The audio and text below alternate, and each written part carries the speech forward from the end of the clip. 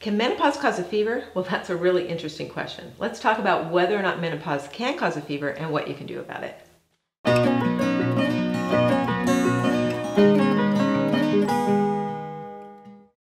Actually, going through the change can cause fevers.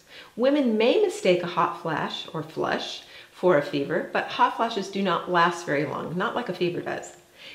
If you actually take your core temperature, meaning your oral or rectal temperature, you'll notice that you don't have a fever. You just feel hot. Your skin temperature will be very warm, up to a couple degrees warmer than your core temperature, but it's not a true fever.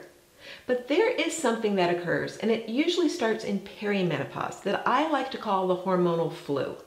Basically, what it is when your hormones are transitioning in perimenopause and you have too much estrogen on board and not enough progesterone, you can actually feel like you have the flu, body aches, chills, you may even run a fever. But you don't actually have a virus. It's more of an inflammatory reaction due to your hormones being so drastically out of balance with one another. Now, honestly, I've actually experienced this quite a few times since going through perimenopause. It's not uncommon for women premenstrually to experience this as well. It feels like the flu. You've got the body aches, you're feverish, you have chills, you're incredibly fatigued. It may last a day or two, and then you start your period and it goes away. When you're in perimenopause or menopause, you may not have the period to show for it, but these fevers do have a cyclical effect.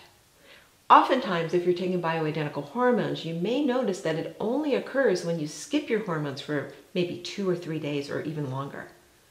So yes, in a sense, going through menopause can cause fevers, but remember, it's an inflammatory reaction.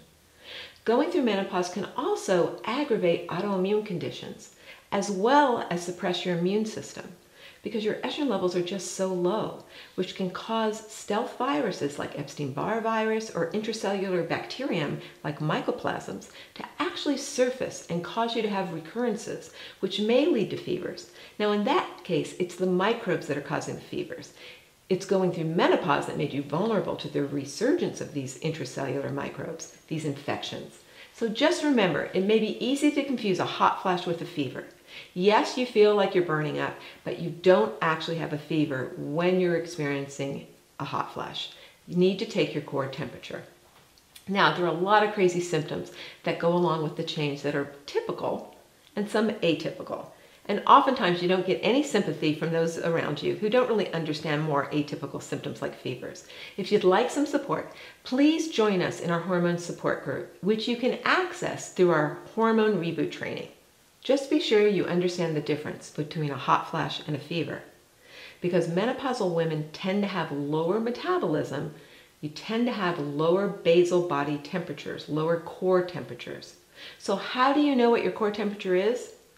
You can't rely on skin surface temperatures like underneath your arm or on your forehead.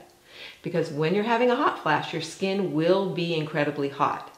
And if you're taking a surface temperature, you may get a higher temperature than is actually real. So I recommend that my menopausal patients check their basal body temperatures by taking their temperature orally. Oral temperatures are your core temperature.